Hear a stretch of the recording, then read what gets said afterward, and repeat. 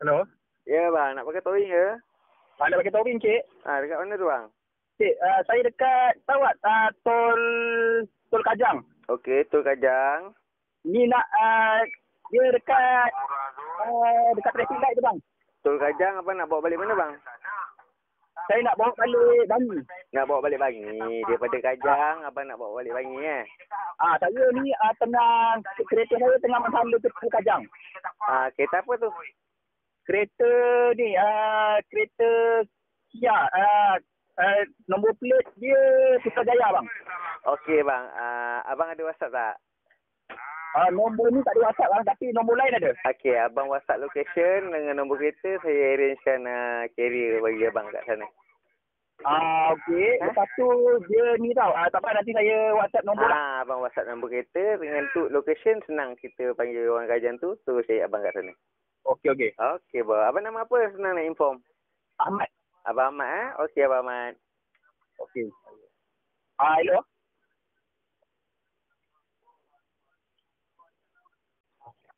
Halo. Hello.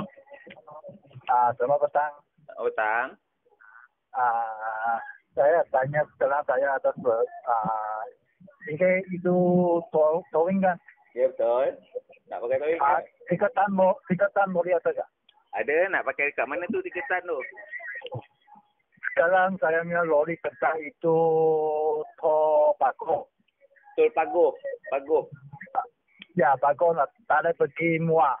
Oh, daripada Tol Pagoh nak tarik pergi ke Muar. Lori tiketan. Ada barang tak ada barang? Ada barang, ada itu cermin pas. Ada cermin Cik nama apa? Juga saya tanya, ini punya itu WhatsApp dekat mana? Nanti kita panggil sana Pagoh punya orang. Call dengan Dek. Oh, ini macam mana? Ini macam mana lebih kurang saya tadi Pagoh sana tarik pergi itu Muar lebih kurang berapa, Bang? Okey, itu dalam lori ada barang kan? Sikit saja tak pula. Okey, tak apa. Nombor lori, kasih nombor lori. Kasih nombor lori ya? Apa nombor lori? Itu Isuzu. Isuzu